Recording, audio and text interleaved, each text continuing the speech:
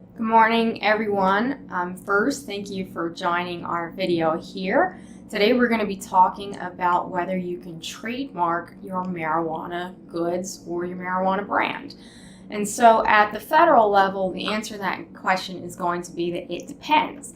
And that dependency goes to whether you are a goods or a service provider in the cannabis industry.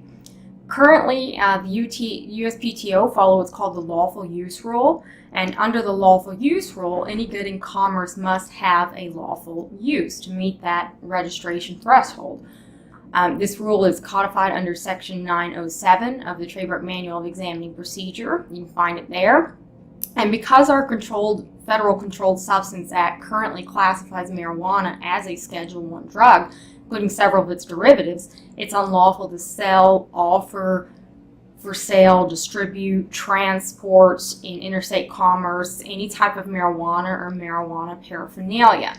And so that registration is currently prohibited, which means that marijuana goods and brands cannot receive some of those wonderful benefits of federal registration, such as nationwide constructive notice of your claim to that mark, the ability to use the circle R symbol, the ability to sue in federal court, and possibly obtain treble damages or attorney's fees.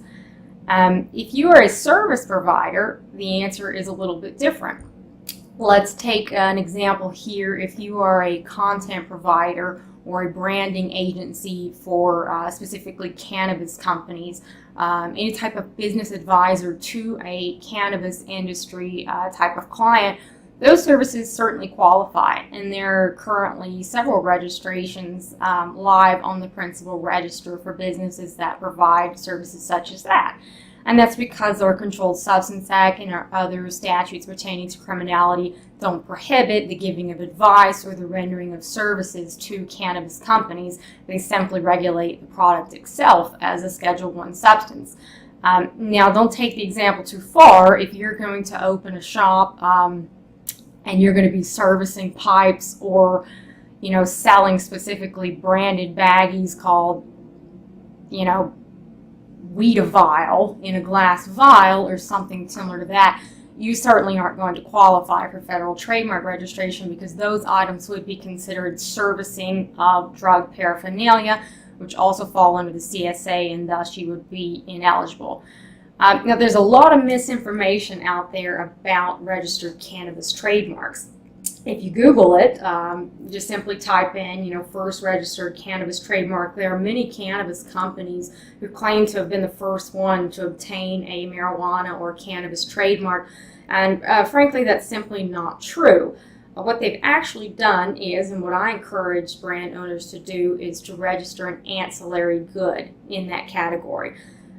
If you are a cannabis company and your goods contain tetrahydrocannabinol, you will not be able to register them anywhere with the trademark office. And in fact, if you look up some of those marijuana companies who are claiming to have the first marijuana goods trademark, what they've done is specifically disclaim that the product contains any THC. And they're doing this because they are registering ancillary goods. What do I mean by ancillary goods? It's a similar good in the same class that is going to allow you to somewhat stake a claim in what could be considered, or what's called in trademark law, the zone of natural expansion for your company. So let's take honey for an example. If you're producing a cannabis honey product, and let's call it Canna Honey, not the most brilliant trademark since that would be merely descriptive, but you're going to be unable to register that federally if you're truly including cannabis or an unlawful derivative within that substance, regardless of your state's legality. If you're in a recreational or medicinal state, again, this is federal registration with the USPTO. The federal law is controlling. Now, what you can do to protect that brand name in the event, if and when marijuana is ever legalized federally, you can register for an ancillary good. So you can make 100 batches of plain honey and, sell 100 batches a week to your customers under the Canna Honey brand.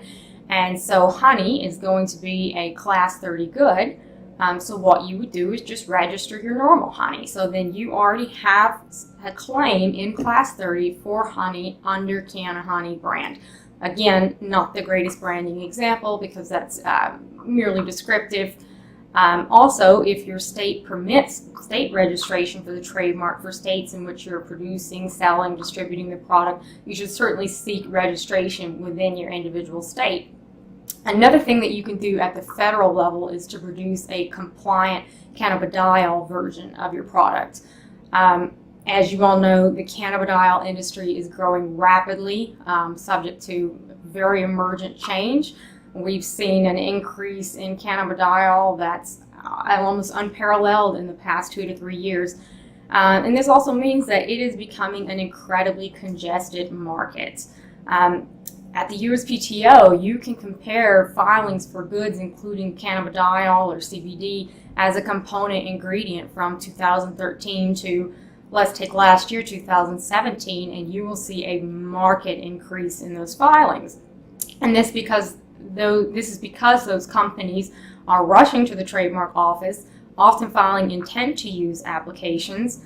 If you don't know what an intent to use application is, that's a wonderful tool for your business toolkit, because if you have a bona fide intent to make a product under a name, under your brand name, you can file an intent to use application and you get to basically stake a claim to that brand name. And if your mark continues to registration, you have about a 3-year time frame if you file motions for extension of time on your ITU application. But once you finally get that product up and running within that time frame, your priority date, meaning the date that you can rely on for priority if a junior user comes along, is the filing date of your ITU, not the actual date you began using the good in interstate commerce. So that's a wonderful, wonderful tool.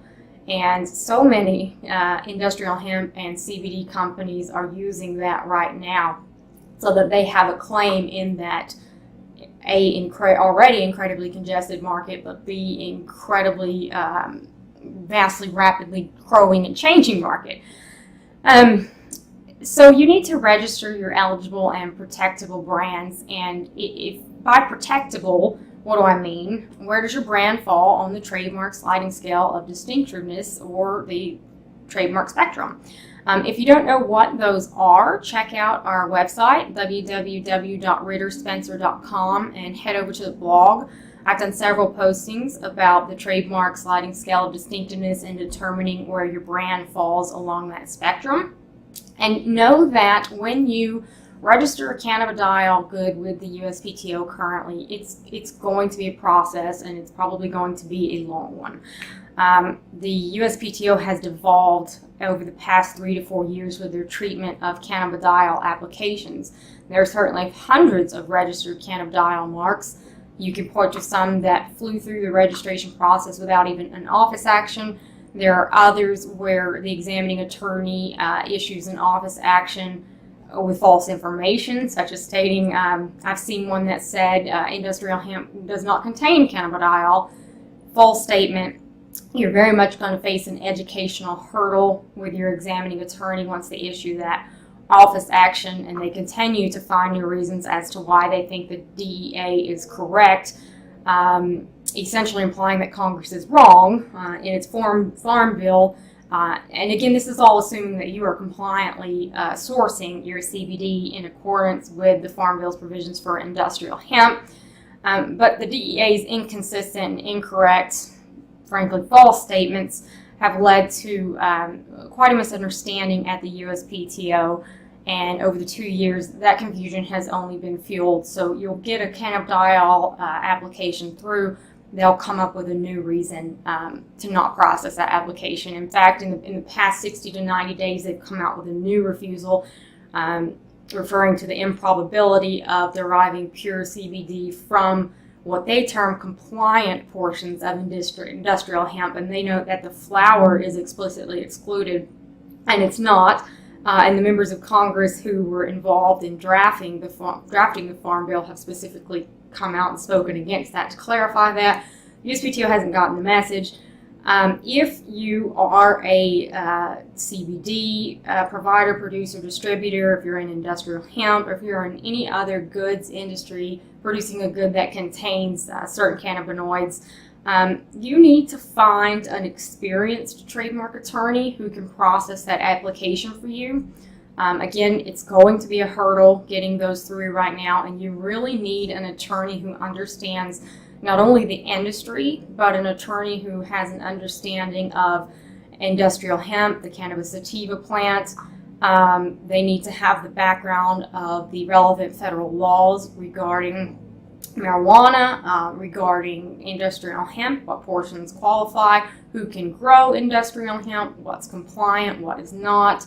Because the USPTO in each office action is escalating the level of their questioning. They're getting into extraction processes, methodology of harvesting, chromatography results, and how your trace levels look. They want the certificate of analysis, they want independent testing, they want product brochures, and frankly a lot of that information goes to trade secret.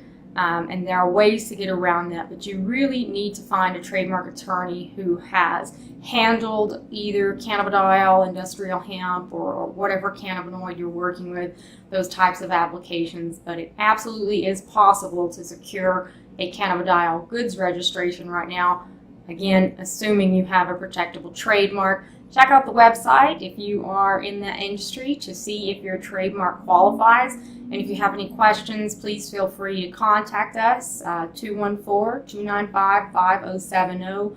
Put the contact information at the end of the video. And again, just a reminder, I'm not your attorney. I don't know the specifics of your situation. This is just a general recap of what the current state of the law and the current state at the USPTO in regards to processing these applications are. If you have specific questions about your specific matter or your case, you need to speak to an attorney about that specifically, because I don't have an attorney-client relationship with you at this point, simply through doing a video. I hope you all have a great day, and thank you for watching.